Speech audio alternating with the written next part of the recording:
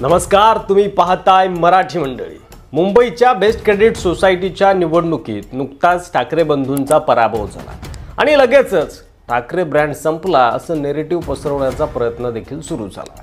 पण खरंच ठाकरे ब्रँड संपला का? ठाकरे ब्रँड संपणार आहे का? आज आपण या निवडणुकीत काय घडलं, लोक का नाराज झाले आणि भविष्यात ठाकरे बंधूंसाठी काय मार्ग आहेत कमबॅक करण्याचा आणि खरंच 4 ब्राह्मणांमुळे ठाकरे बंधू निवडणूक हरले का? चला तर सविस्तर जाणून घेऊया। काही प्रतिक्रिया आपल्या चॅनलवर आल्या, मागच्या व्हिडिओमध्ये काही कमेंट आल्या आणि त्यातून असं कळलं की उद्धव ठाकरे मुख्यमंत्री असताना कोविड भत्ता लागू केला गेला होता। राज्य सरकारने कोविड काळात बेस्ट कर्मचाऱ्यांना विशेष भत्ता देण्याचा निर्णय घेतला होता, मात्र पैसे थेट दिले गेले नव्हते।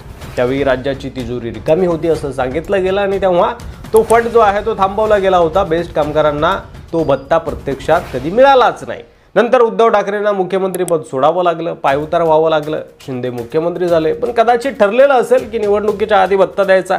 भत्ता न मिळाल्यामुळे कामगारांमध्ये नाराजी निर्माण झालेली होती। भाजपने संधी साधली आणि संधी साधून म्हणजे महायुतीने या सरकारनं 14 ऑगस्ट 2025 रोजी काही प्रमाणात भत्ता वाटला, म्हणजे पहिला हप्ता सोडला। स्वातंत्र्य दिनाचं औचित्य साधून आणि निवडणुकीच्या अगदी काही दिवस आधी निवडणुकीवर त्याचा थेट परिणाम झाला।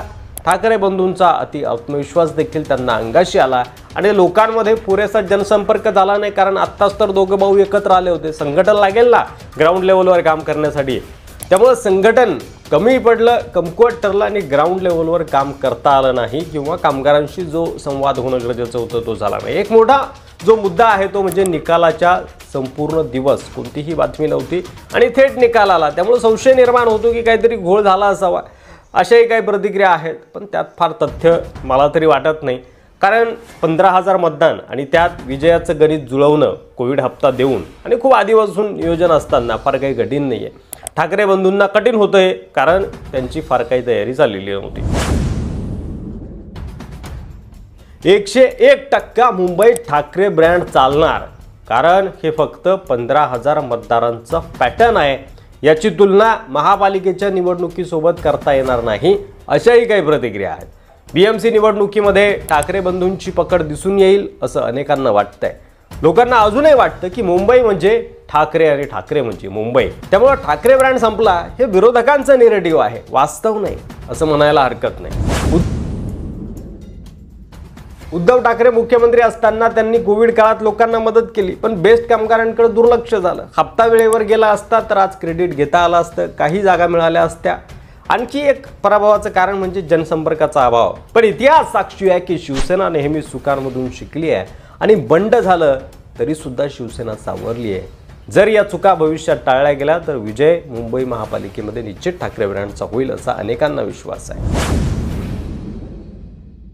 ठाकरेंच्या शिवसेनेमध्ये देसाई, सामंत, दवे यांच्यासारख्या ब्राह्मणांना मोठी पदं मिळाली आहेत, तर दुसरीकडे बहुजन समाज शिवसेनेपासून दुरावलेला आहे, अशा देखील काही प्रतिक्रिया आहेत। म्हणजे देवेंद्र फडणवीस यांचं नाव जर या यादीमध्ये टाकलं, ब्राह्मण नेत्यांच्या यादीत टाकलं, तर 4 ब्राह्मणांनी या बेस्ट निवडणुकीमध्ये ठाकरेंचा पराभव केला असं म्हणावं लागेल।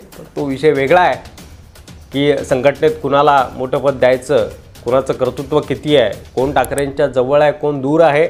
त्यामुळं पद वाटपाचा जो काही निर्णय आहे तो सर्वस्वी एका वेगळ्या चर्चेचा विषय होऊ शकतो।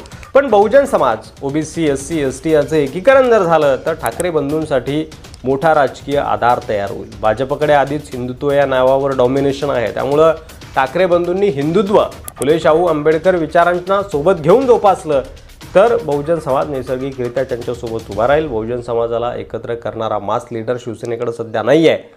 प्रकाश आंबेडकर जरी असले तरी त्यांची ताकद मर्यादित आहे किंवा ते शिवसेनेसोबत आहेत याच्यावर देखील अनेकांना शंका आहे। या ज्या शून्य जागा आज ठाकरे बंधूंना मिळाल्या, या शून्यात ठाकरे बंधूंसाठी मोठा राजकीय स्पेस तयार होऊ शकतो। राज ठाकरे वारंवार सांगतात की मुंबईचा ताण कमी करण्यासाठी इतर शहरं विकसित करायला हवी। ही वास्तवदर्शी भूमिका आहे त्यांची। विजन राज ठाकरेंचं जबरदस्त आहे आणि त्याचबरोबर उद्धव ठाकरे यांनी जर बहुजन समाजाशी संवाद वाढवला, जनसंपर्क मजबूत केला आणि कामगारांच्या अडचणी प्रत्यक्ष सोडवल्या तर मुंबईसह महाराष्ट्रात ठाकरे बँड पुन्हा एकदा जोमानं उभा राहू शकतो। बेस्ट क्रेडिट सोसायटीची निवडणूक हा शेवट नाही तर एक सुरुवात आहे।